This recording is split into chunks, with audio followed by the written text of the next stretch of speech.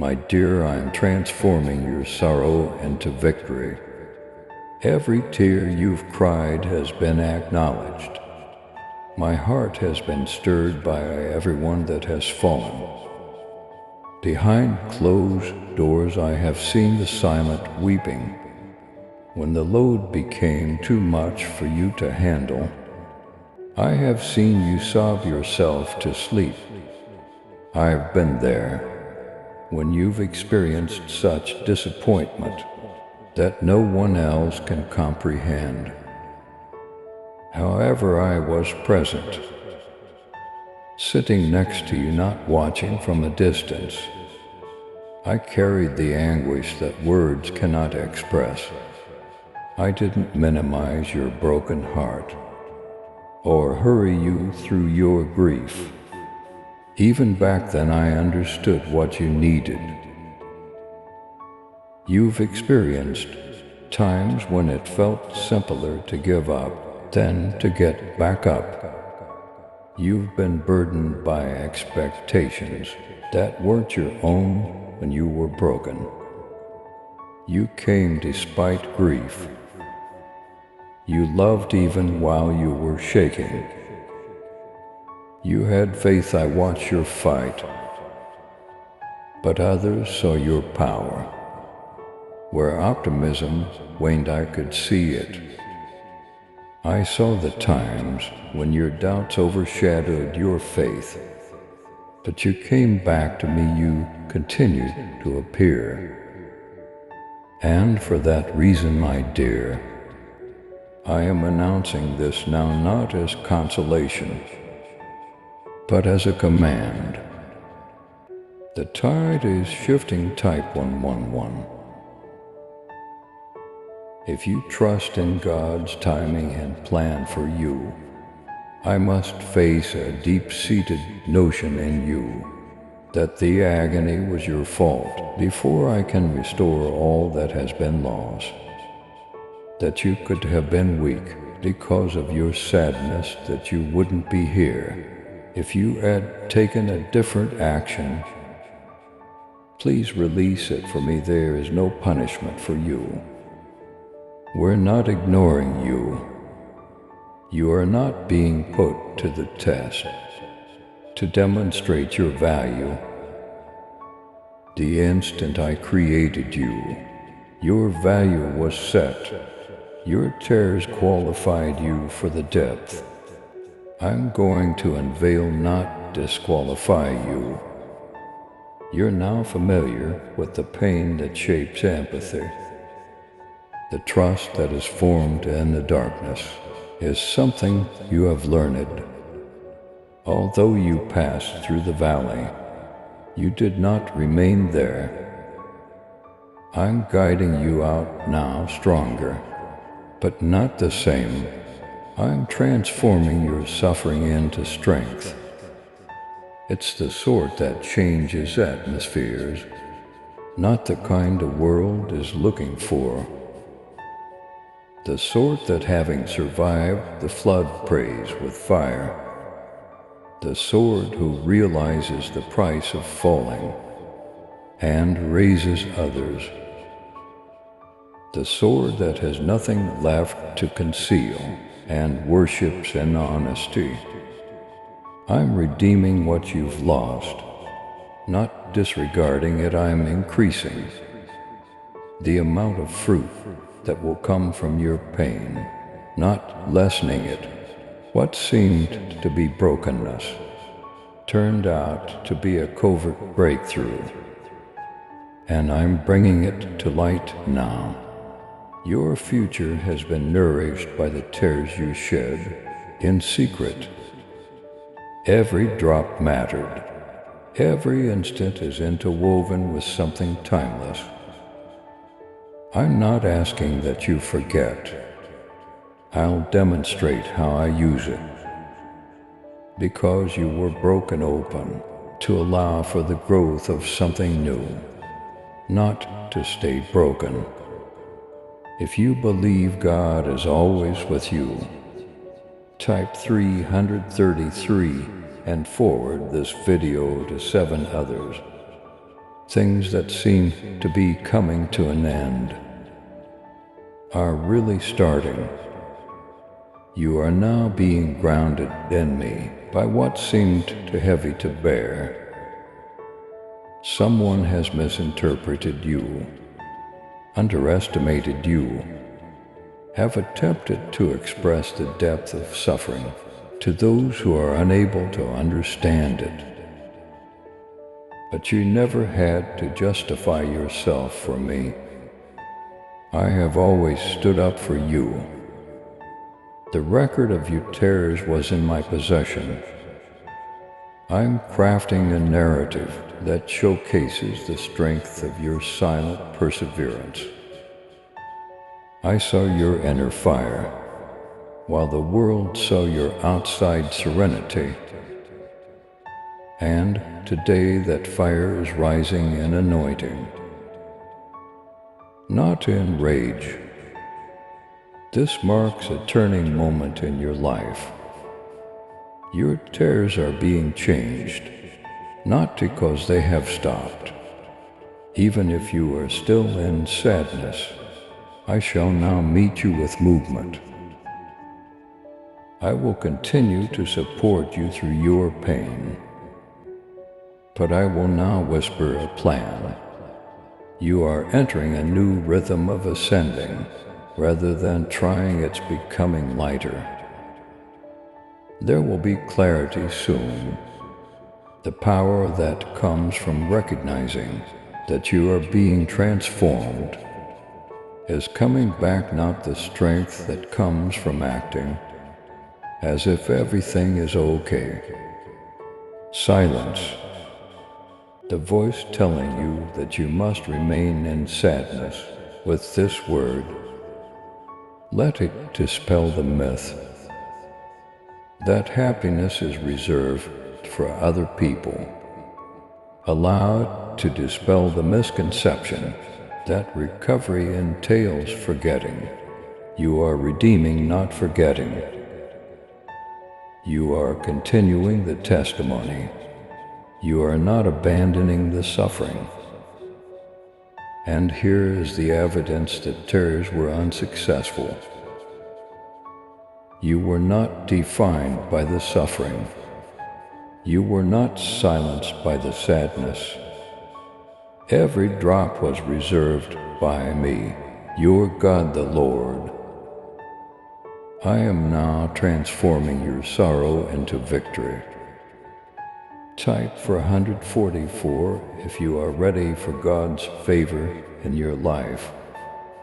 I want to talk about how I view you, now that I've addressed your suffering, because you will continue to doubt my promises if you don't see yourself the way I do. You'll question if you're entire enough, powerful enough, and deserving enough. So pay close attention. I have never seen you as a failure. I've never used your shattered times to gauge you.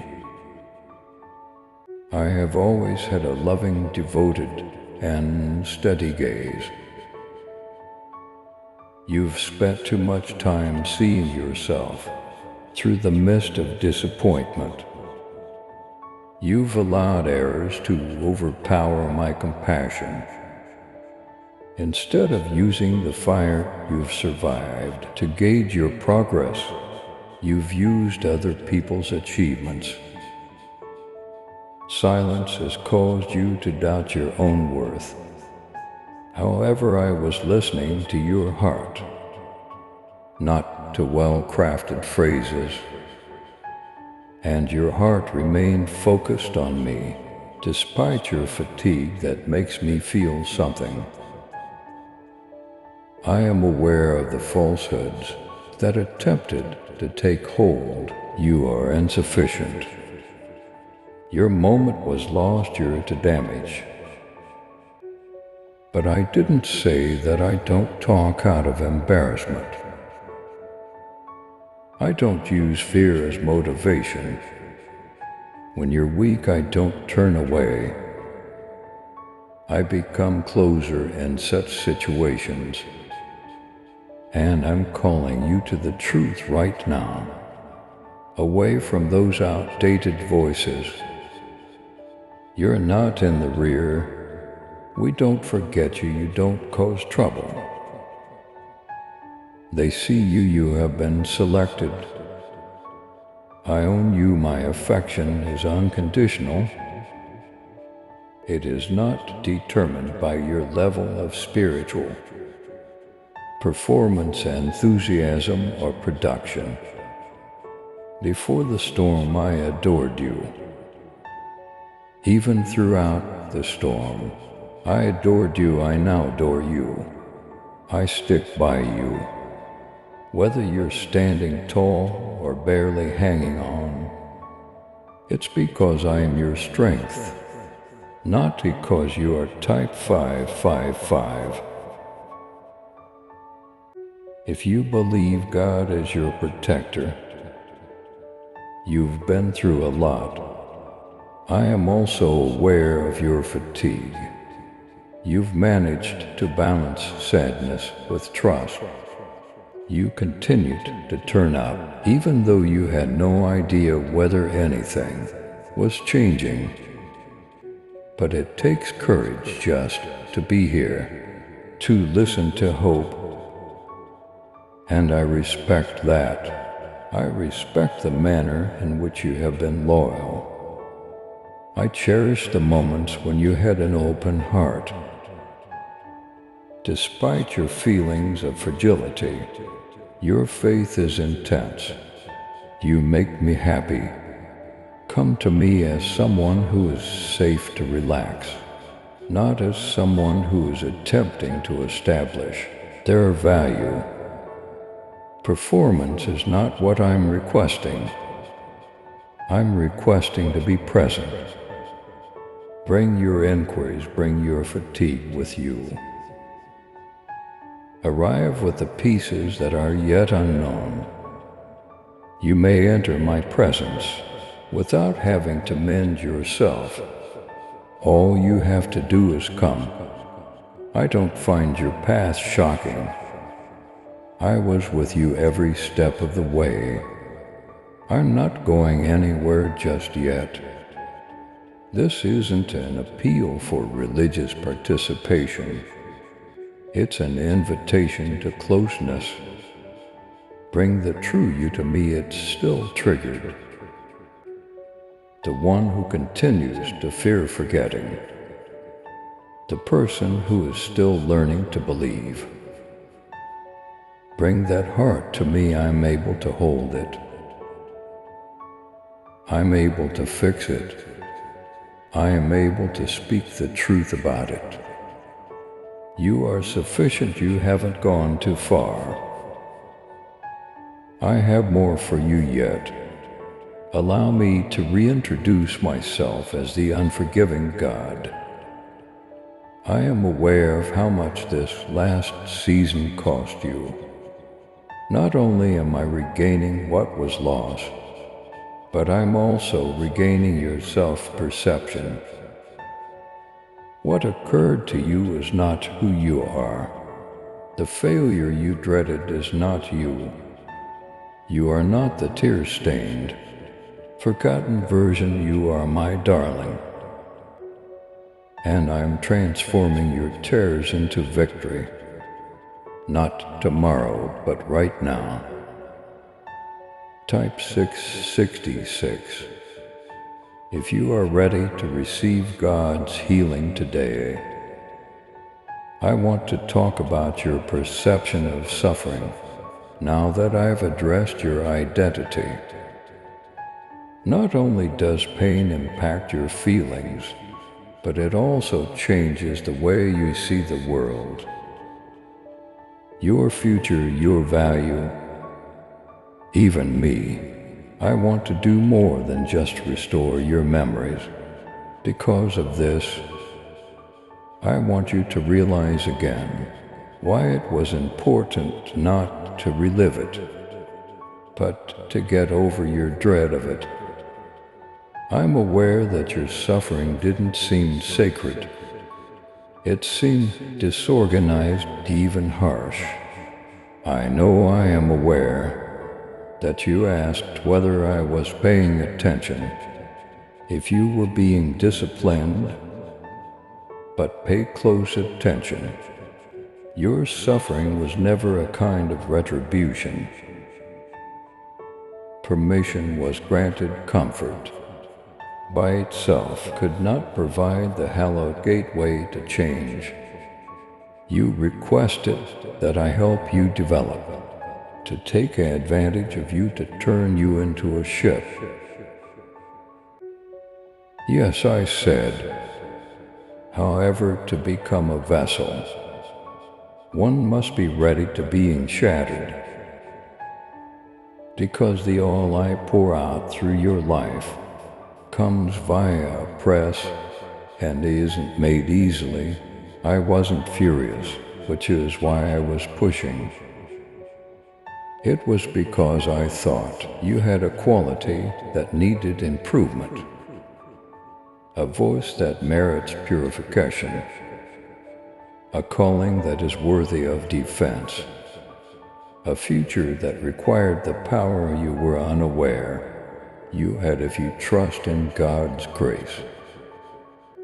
Type 777 and forward this video to 7 others. And now the beginning of your victory. Not in the lack of terrors, but in the way they change. The locations where you were crushed will turn into consoling spaces for others. The previously bleeding wounds will now heal. Someone else's past will become their hope, because you gave up, not simply survived. And I'm creating a narrative that only I could write because of that surrender. A tale of sorrow that ended in victory. And it starts right now, my dear. Now it starts. Please subscribe to support our channel and turn on bell notification.